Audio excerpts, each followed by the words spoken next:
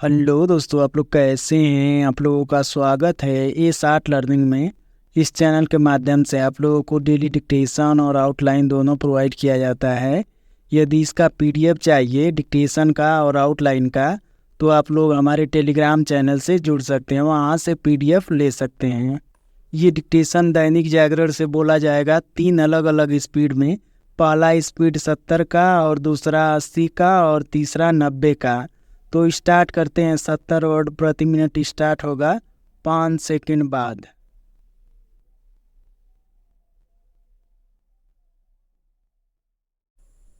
Start.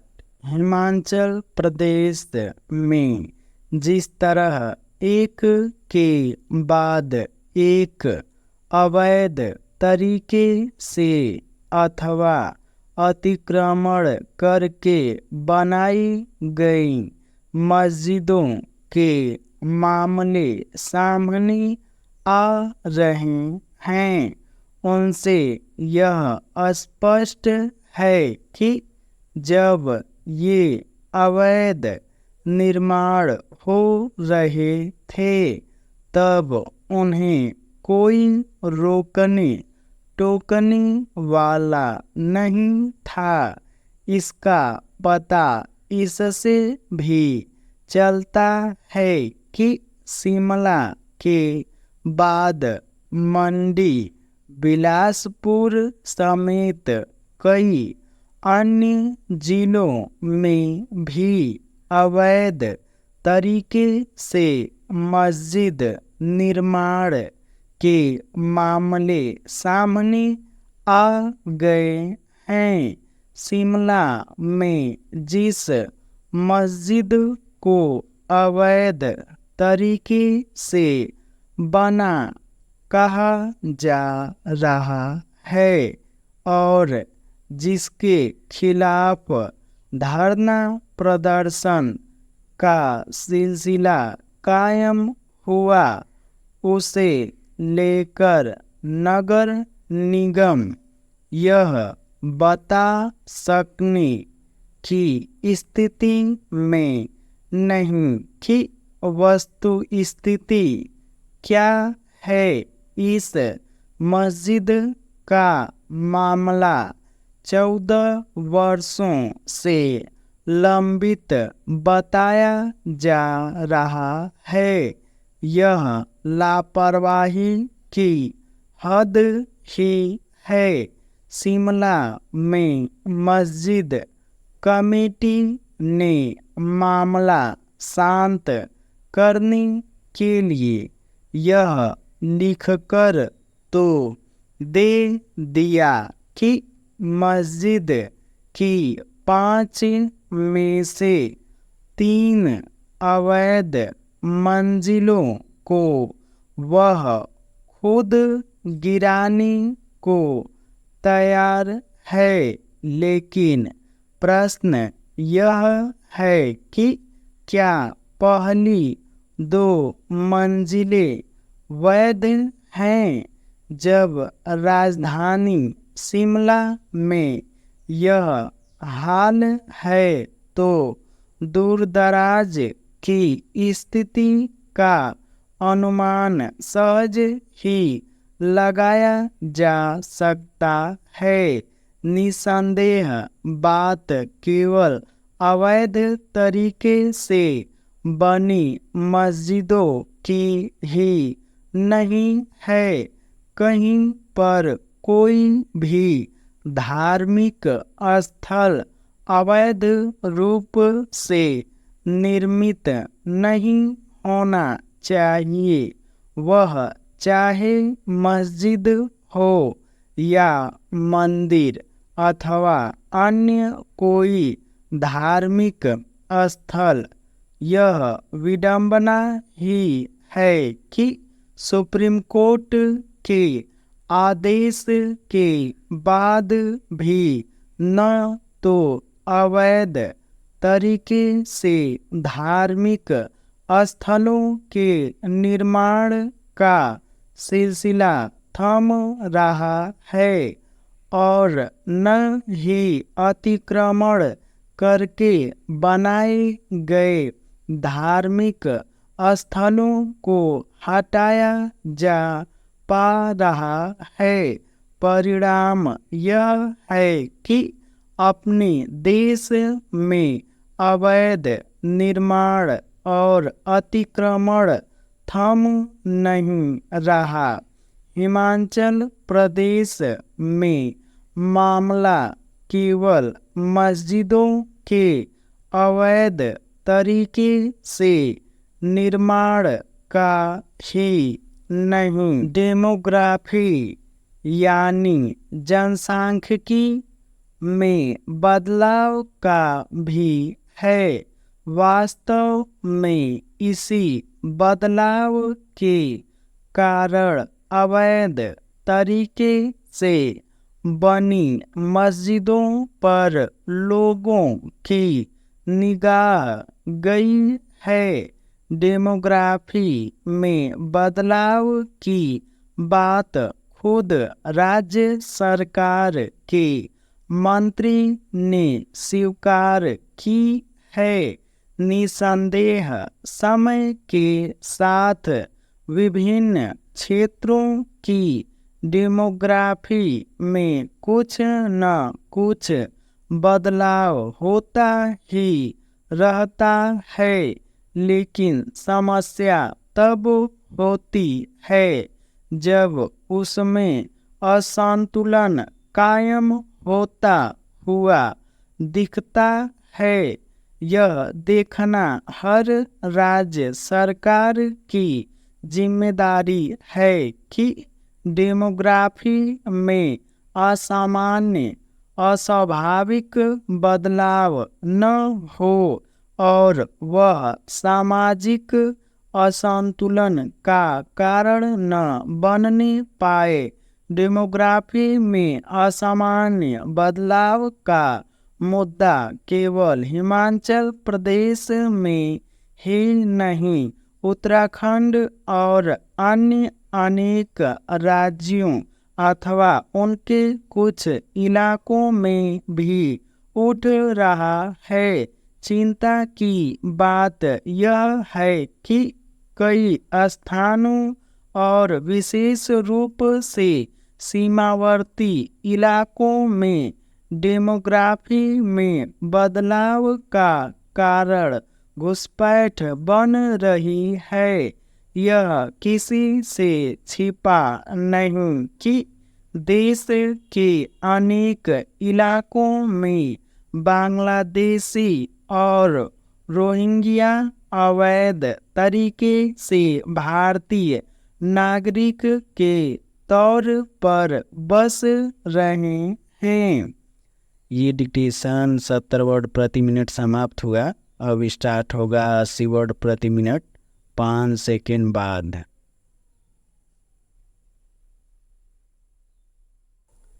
Start.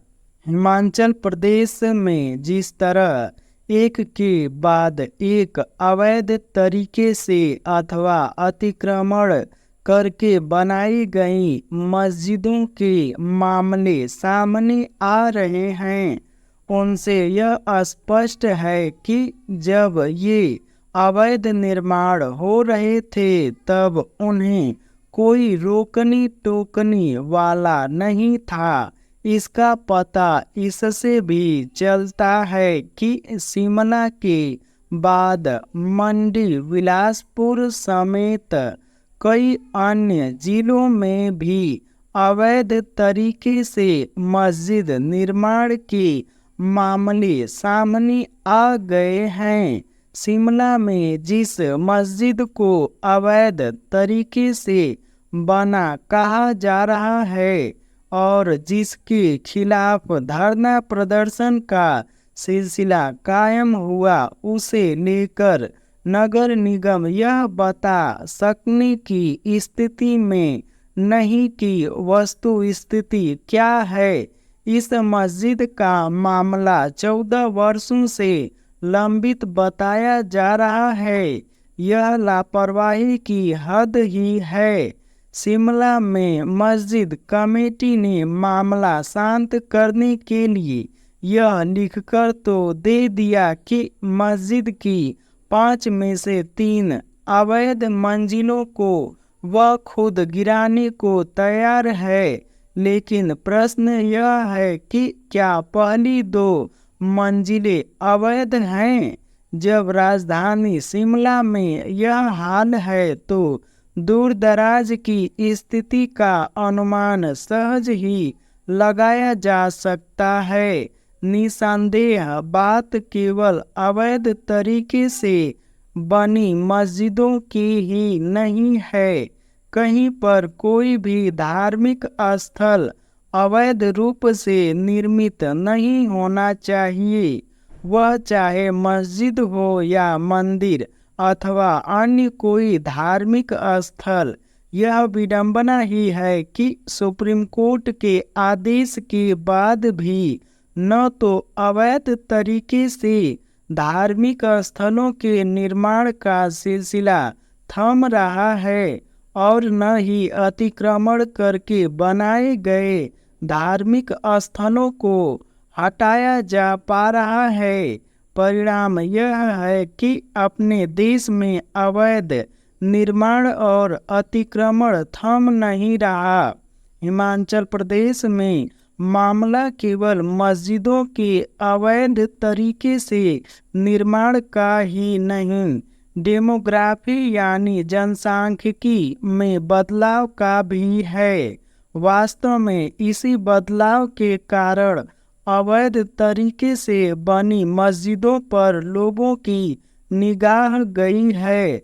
Demography में बदलाव की बात खुद राज्य सरकार के मंत्री ने स्वीकार की है। निसंदेह समय के साथ विभिन्न क्षेत्रों की डेमोग्राफी में कुछ न कुछ बदलाव होता ही रहता है, लेकिन समस्या तब होती है जब उसमें असंतुलन कायम होता हुआ दिखता है।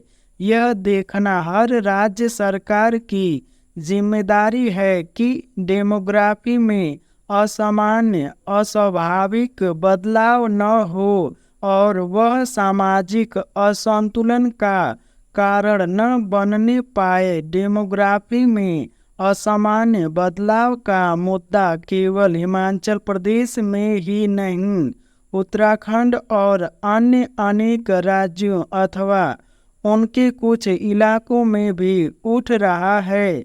चिंता की बात यह है कि कई स्थानों और विशेष रूप से सीमावर्ती इलाकों में डेमोग्राफी में बदलाव का कारण घुसपैठ बन रही है। यह किसी से छिपा नहीं कि देश के अनेक इलाकों में बांग्लादेशी और रोहिंग्या अवैध तरीके से भारतीय नागरिक के तौर पर बस रहे हैं। ये डिक्टेशन 80 वर्ड प्रति मिनट समाप्त हुआ। अब स्टार्ट होगा 90 वर्ड प्रति मिनट 5 सेकेंड बाद।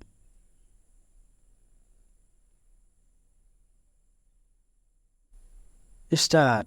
हिमाचल प्रदेश में जिस तरह एक के बाद एक अवैध तरीके से अथवा अतिक्रमण करके बनाई गई मस्जिदों के मामले सामने आ रहे हैं, उनसे यह स्पष्ट है कि जब ये अवैध निर्माण हो रहे थे तब उन्हें कोई रोकने टोकने वाला नहीं था। इसका पता इससे भी चलता है कि शिमला के बाद मंडी, बिलासपुर समेत कई अन्य जिलों में भी अवैध तरीके से मस्जिद निर्माण के मामले सामने आ गए हैं।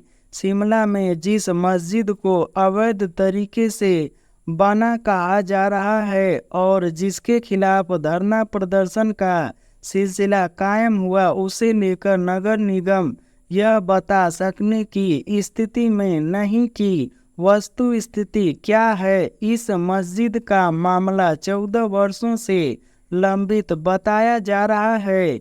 यह लापरवाही की हद ही है। शिमला में मस्जिद कमेटी ने मामला शांत करने के लिए यह लिखकर तो दे दिया कि मस्जिद की 5 में से 3 अवैध मंजिलों को वह खुद गिराने को तैयार है, लेकिन प्रश्न यह है कि क्या पहली 2 मंजिलें वैध हैं? जब राजधानी शिमला में यह हाल है तो दूर दराज की स्थिति का अनुमान सहज ही लगाया जा सकता है। निसंदेह बात केवल अवैध तरीके से बनी मस्जिदों की ही नहीं है।